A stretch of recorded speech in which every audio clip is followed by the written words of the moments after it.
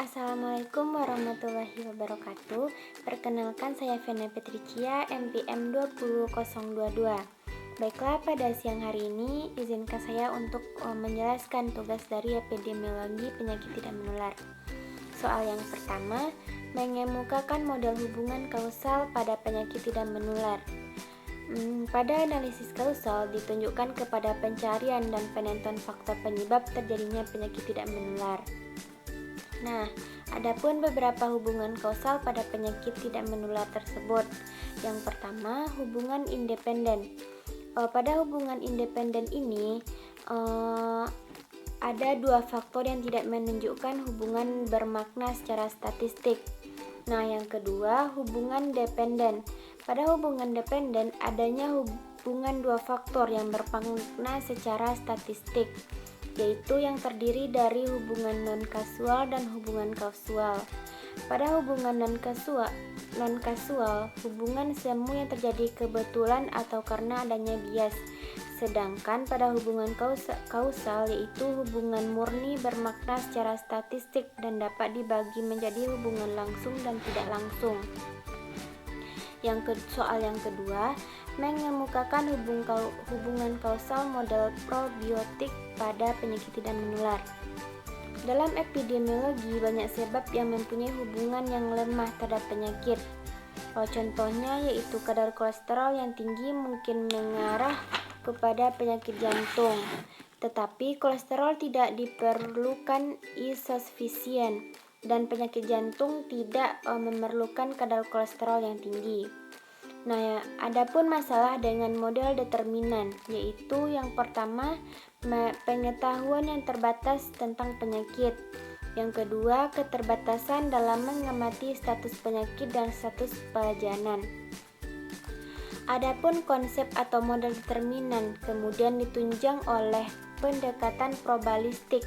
Dengan pendekatan itu tidak perlu berupaya membuktikan kausalitas pada tiap individu, melainkan dengan menggunakan teori probabilistik dan teknik statistik.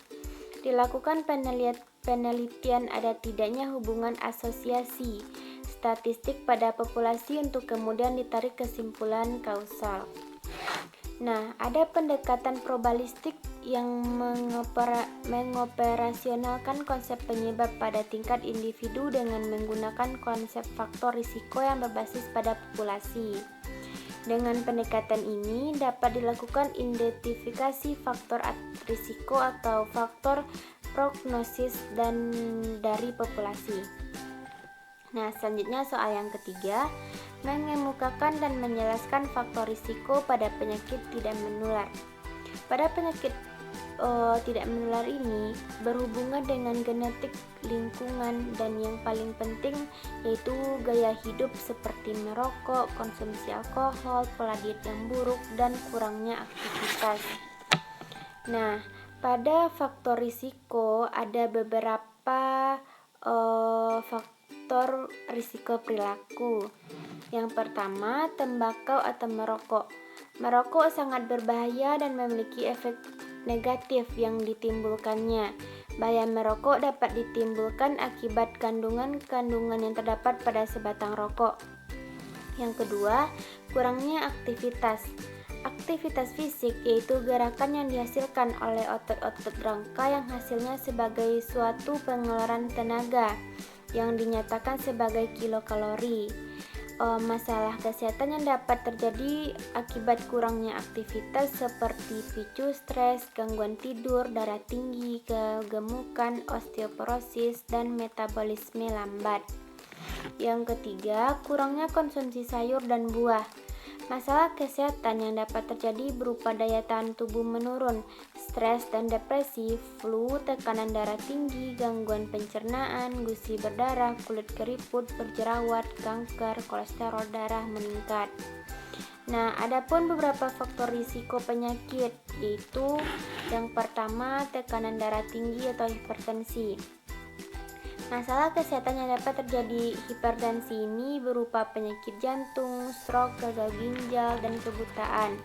Yang kedua, diabetes mellitus. Masalah kesehatan yang terjadi pada diabetes mellitus ini berupa penyakit jantung, stroke, gangguan penglihatan, kanker, gagal pada kulit dan sulit disembuhkan, gagal ginjal. Yang ketiga, kolesterol tinggi. Masalah kesehatan yang terjadi akibat kolesterol tinggi ini dapat berupa serangan jantung, stroke, dan mendadak meninggal. Tetapi mendadak meninggal ini jarang terjadi. Yang keempat, obesitas. Penyakit yang terjadi akibat obesitas berupa risiko kanker, jantung, hipertensi, gangguan reproduksi, kolesterol tinggi, dan perubahan suasana hati. Selanjutnya, soal yang keempat, mengemukakan dan menjelaskan kriteria operasional hubungan kausal penyakit tidak menular.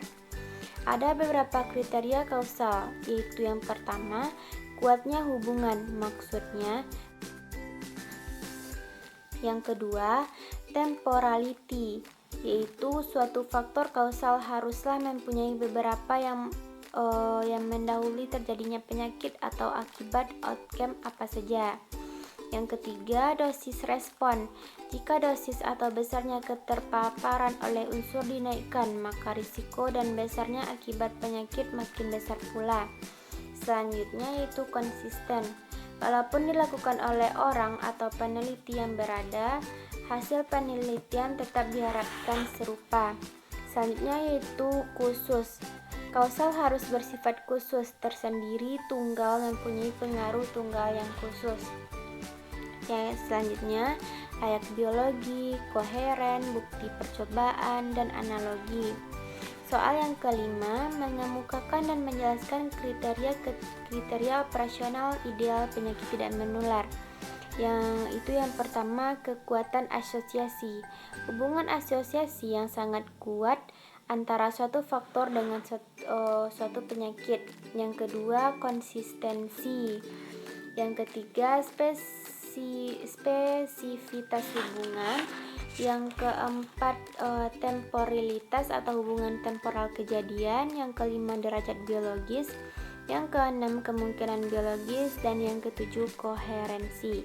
Maksud koherensi ini bukti yang ditemukan tidak bertentangan secara serius dengan pengetahuan tentang riwayat alamiah penyakutan dengan faktor-faktor lain tentang kejadian penyakit. Nah, sekian yang dapat saya sampaikan. Kalau ada salah dan janggal saya mohon maaf. Saya sudahi dengan Assalamualaikum warahmatullahi wabarakatuh.